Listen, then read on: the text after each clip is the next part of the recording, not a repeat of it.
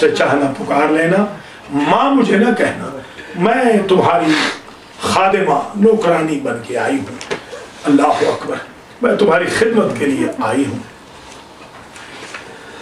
طریقہ یہ ہے عرب کا کہ جب تک اولاد نہیں ہوتی تو عرب اپنی زوجہ کو زوجہ کے نام سے پکارتے ہیں، اولاد ہو جائے تو پھر کنیت سے پکارتے ہیں۔ تو جب بھی علی آتے تو فاطمہ کہتے، کیونکہ بی بی کا نام تھا فاطمہ بنت حزام الکلابیہ، فاطمہ میرے لیے بستر بنا دو، فاطمہ میرے لیے پانی لے آؤ، فاطمہ کھانا لے آؤ۔ 7واں دن ہوگا کہ دیکھا کہ نئی نویلی دلہن آنگن میں بیٹھ کے رو رہی۔ علی کہتے ہیں فاطمہ ماذا یبکیک، یہ تمہارے رونے کے دن تو نہیں ہے؟ تو بی بی کہتی ہے مولا آپ میرے امام بھی ہیں، آپ میرے شوہر بھی ہیں، آقا و مولا بھی ہیں، آج کے بعد جس نام سے چاہے مجھے پکار لیں، مجھے فاطمہ نہ کہیے گا۔ کیوں بی بی؟ تمہارا نام جو فاطمہ ہے۔ یا علی مولا جب آپ مجھے فاطمہ کہتے ہیں نا، میں دیکھتی ہوں حسنین کے کان کھڑے ہو جاتے ہیں، میں نہیں چاہتی، انہیں ان کی ماں یاد آ جاتی ہے، میں نہیں چاہتی میری وجہ سے فاطمہ کی اولاد کو تکلیف ہو۔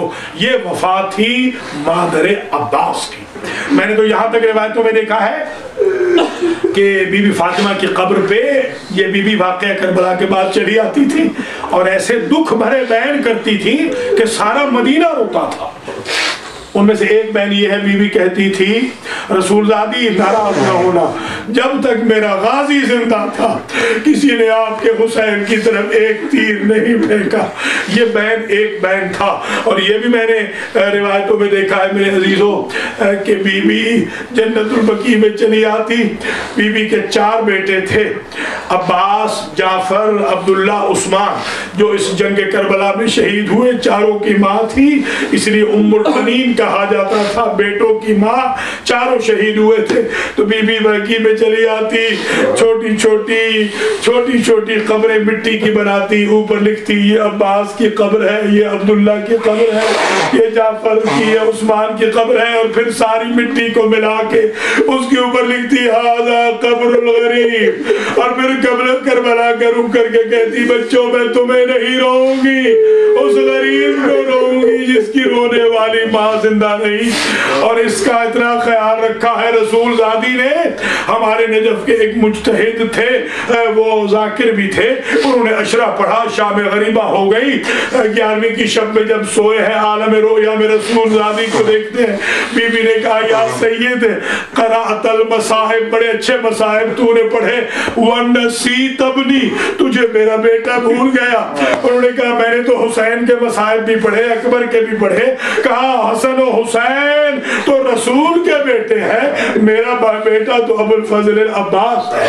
یہی وجہ ہے کہ جب قیامت کا دن ہوگا اور اللہ کہے گا اے رسول کی بیٹی اپنے بیٹے حسین کے رونے والوں کی مغفرت کے لیے کیا لائی ہو شفاعت کا سامان، تو بی بی کہے گی کفانا للشفاعت یدہان مقطوعتہان من ولد العباس، بار الہ میں اپنے حسین کے عزاداروں کی سفارش کے لیے عباس کے 2 کٹے ہوئے بازو لائی ہوں جو میرے بیٹے عباس ہے، میرے بیٹے عباس۔ ذرا غور کیجئے گا، جہاں رشتے منقطع ہو جائیں گے وہاں حسین کی ماں عباس کو اپنا بیٹا کہے گی۔ یہ ہے ماں کی وفا کا ریوارڈ۔ اور یہ بھی یاد رکھیے، یہاں تک میں نے روایتوں میں دیکھا ہے 10 محرم کو شہادت حسین ہے اور 17 کو یہ خبر پہنچ گئی مدینہ میں، اگلے جمعہ کو 17 محرم کو خبر پہنچی ہے، اور 17 محرم کو باقاعدہ جلوس نکلا ہے۔ یہ جو لوگ پوچھتے ہیں کہ جلوس کس کی سنت ہے، اس جلوس کو لیڈ کیا ہے ام سلمہ نے، رسول کی زوجہ نے۔ راوی نے لکھا کہ چہرہ پیٹتی ہوئی، سر پیٹتی ہوئی بی بی روضہ رسول پہ گئی ہے، کیونکہ 17 کو یہ خبر ملی ہے۔ یہ مسجد نبوی میں خطیب جمعہ خطبہ دے رہا تھا کہ اس نے خطبے کے دوران دوران کہا قد قتل الحسین بعرض کربلا، حسین کربلا میں مارے گئے۔ ہوا نے یہ بات علی کی بیوہ ام البنین تک پہنچا دی۔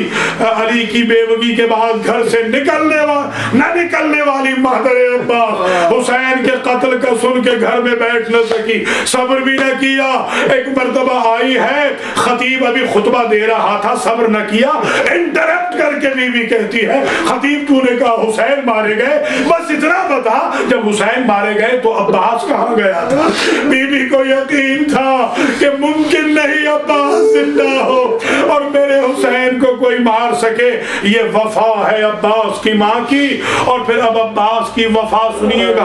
عباس کی وفا ہوتی ہے بدن کے ساتھ، بدن کے ساتھ، بدن کی بھی وفا سن لیں اور روح کی بھی وفا سن لیں، یا یوں کہوں بدن کی وفا بھی سن لیں، سر کی وفا بھی سن لیں۔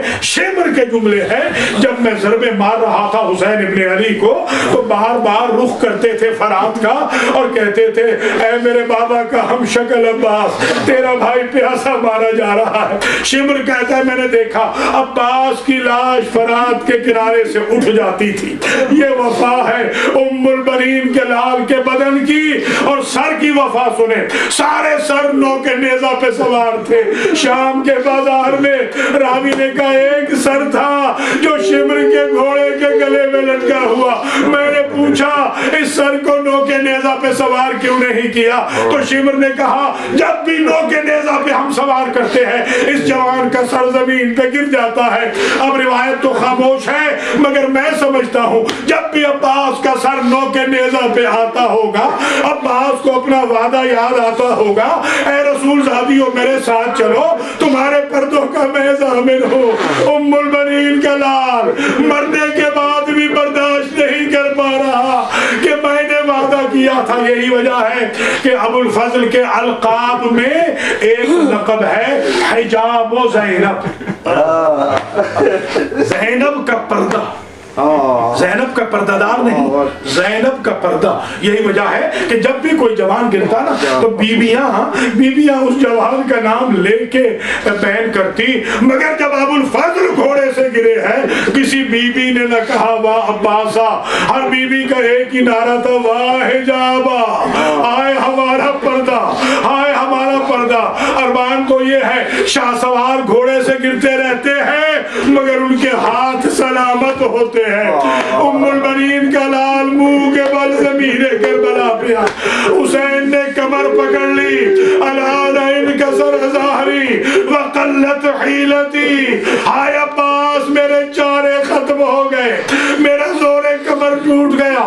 عباس کے پاس آئے، آنکھ سے تیر نکالا، ماں کا رومال نکال کے آنکھ کو صاف کیا، سر عباس کا اٹھا کے امام حسین نے اپنے زانو پہ رکھا۔ بار بار عباس سر ہٹا لیتے ہیں۔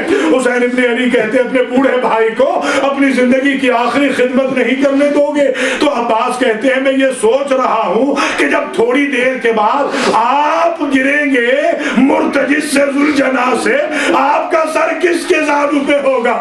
ایک مرتبہ ایک نحیف بیوی کی آواز آئی، یہ بیوی رو کے کہہ رہی تھی عباس فکر نہ کر، جس ماں نے چکیا پیس کے پالا ہے وہ ماں مدینہ سے آ گئی۔ حسین نے پہلا مرثیہ کہا، اس کا پہلا شعر سن لیجئے، الیوم نامت اعین بکلہتنم وتسہرت الاخری الزمنامها۔ اے عباس آج تک جو آنکھیں تیرے ڈر کی وجہ سے سو نہیں سکتی تھی آج سے وہ تو سو جائیں گی، مگر میری بہنیں ایسے جاگیں گی، کبھی کوفہ کا بازار ہوگا، کبھی شام کا دربار ہوگا۔ آخری جملہ ہمارے مذہب کے مجتہد ہیں آیت اللہ العظمیٰ شیخ جعفر شوستری رحمت اللہ علیہ، انہوں نے لکھا ہے کربلا کے جتنے شہید ہیں وقت آخر جب گئے تو سب سیراب ہو کے گئے، اس لیے کہ ساقی کوثر جام کوثر لے آتے تھے، ہر ایک کو پانی پلایا۔ کہتے ہیں امستشہدا ابن ام البنین عطشانا، فقط عباس ہے جو دنیا سے پیاسے گئے۔ اور پھر خود لکھتے ہیں کیا ساقی کوثر اپنے بیٹے کے لیے جام نہیں لائے ہوں گے؟ فرماتے ہیں جام تو دو آئے تھے، ایک علی لائے ایک نبی لائے، مگر ام البنین کے لال نے یہ کہہ کے پینے سے انکار کر دیا کہ مجھے معاف کر دے، میری ایک مجبوری ہے، میری وفا پہ داغ آ جائے گا، میرے بھائی کے چھوٹے چھوٹے بچے پیاسے ہیں اور عباس پانی پی کے جا۔ ماتم عباس، ماتم حسین۔